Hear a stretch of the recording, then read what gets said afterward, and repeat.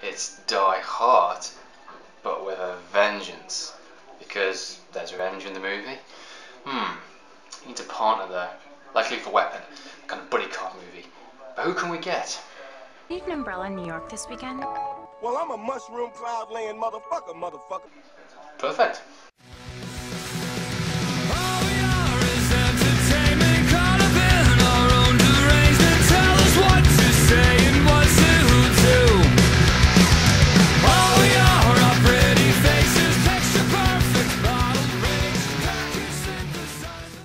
Hey, Magic from Media World, and welcome to Die Hard with a Vengeance, the third installment in the Die Hard franchise. I'm continuing my reviews, and this review I'm talking about the characters, the storyline, the genre, anything else I think is a point of mention when talking about this movie. So let's talk about Die Hard with a Vengeance. Die Hard with a Vengeance. Supposed to be together forever, damn it. So start for Die Hard with a Vengeance is John McTiernan back once again on our screens as a rough New York cop, and a series of bombs and incidents are happening all over New York City, and a person called Simon wants to play a deadly game with John McClane. Let the games begin. And to do him a series of tasks and kind of deadly challenges and chase around the city kind of thing, and better with him and want him to suffer for reasons that we find out within the movie without giving away the main twist of the movie kind of thing. And the storyline I think personally is actually really good because it is different. Yes.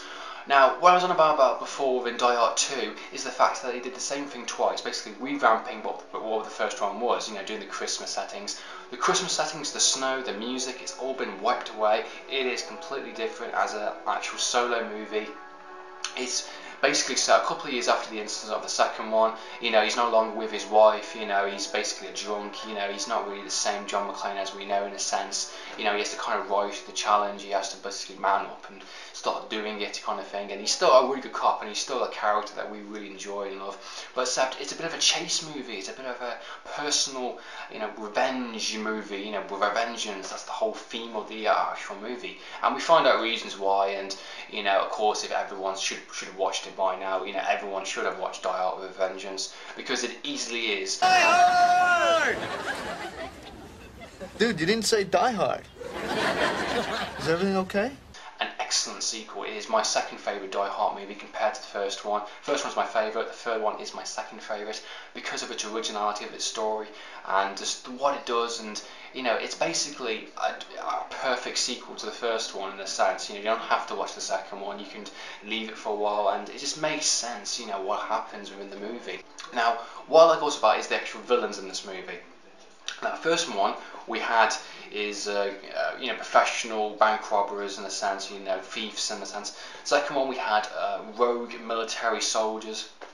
In this one we have both. This is a hybrid of both of those elements put together, and it is very good, and it works so well. Guy out there setting off bombs, and for some reason he's very angry with me.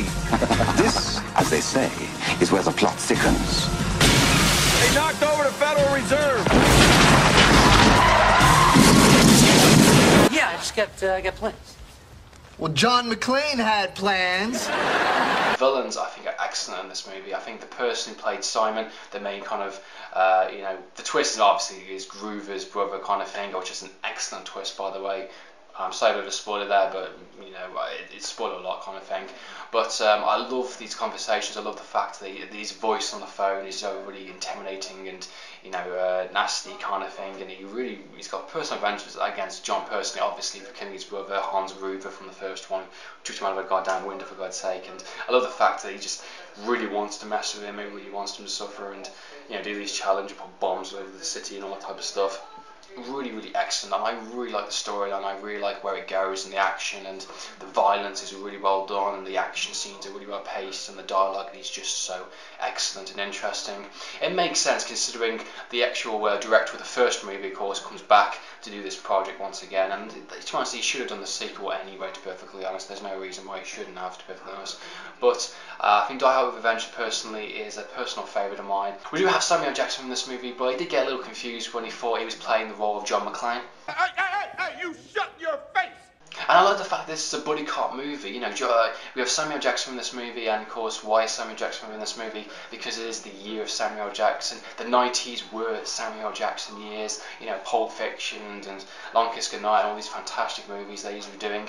You know, it makes sense to have him in the movie, and you know, I like the buddy cop relationship between those two characters, and I love the fact that, you know, it just wasn't like, you know, you're going to have a buddy, you know, you're going to have Samuel Jackson, another LA cop. No, he's just a random citizen on the screen that got caught up in the situation, and, you know, Simon said, okay, fine, you know, your attitude, you go and play along with John McTiernan. I like the fact they don't get along, they kind of argue and bicker and hate each other, really, and they start to become best friends later on. Very similar to kind of Lethal Weapon in a certain way, but it works really, really well, and the chemistry is excellent because they're both very different people, and they both have different kind of views how they want to operate and how they do things, and it is really, really well done. And of course, throughout the movie, John McClane has to play a game of Simon Says. He has to pick up the phone, and he has to do these series of challenges, and, you know, chases around, you know, to pick up bombs throughout the city. We have to clear out if they really wanted to stop John McClane, all they had to do is send him his older self back through the past to stop his you know, to stop the future and change the future, and pretty much all this little problem will go away very easily.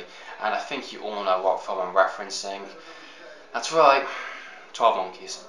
The director did a really fantastic job of coming back to the franchise and actually doing something, a worthwhile sequel. You know, I think he looked at the second one thinking to himself, okay, I need to come back, and 20th Century Fox are basically just begging him to come back and please direct, you know, a proper sequel. And, you know, it works really, really well as an actual proper sequel, and it feels the characters are really fleshed out, and, you know, they've managed to do something different, which is the entire point. This is what I wanted in the first place as an actual sequel, and they did something completely different, not do the same kind of Christmas settings, do a bit of, you know, New York, you know, rough kind of thing. I like the storyline, I like the whole, you know, military edge to it, and the villains and their reasons and their personal vendetta against him, and the chemical bombs, and I like the Fort Knox, and, you know, jokes, references and stuff. And it's a really well done movie, and the action scenes are well placed, the acting is really, really great. The casting in this movie I think is excellent. Of course, got Bruce Willis back again as John McClane. You know, he does something yet again to do, you know, as the character, he's evolved, and, you know, I think he's getting to the point now where he's like, yeah, for God's sake, kind of thing. But I like the fact that it's not the wrong place at the wrong time, like in the first two. This is a very personal revenge movie. It is personally aimed at him. So, you know, he doesn't expect it. He expects this is just a sicko kind of terrorist going after him. Samuel Jackson's a great character, and the fact that they just don't get along, I like the fact they argue, and, you know, I think he brings something, you know, a comedy element to the character. And Samuel Jackson's he's a funny actor anyway, in terms of like what he does in presence. You know, he can play a serious role and give some pretty funny moments with, you know, Bruce Willis, and they bounce off each other beautifully. And I think they've worked together before in other projects, so it's great to see him in this movie as a buddy cop movie together. And I'm going to Die Out with a Vengeance, a stamp of approval. So that's my review for Die Out with a Vengeance. I hope you enjoyed watching this video. What are your thoughts on the movie? Do you think this is a worthwhile sequel? Do you think it's better than the second one? Do you think it's better than the first one? Who knows? Comment down below. I'd love to know your opinions. So in the meantime, I'm just me, signing out.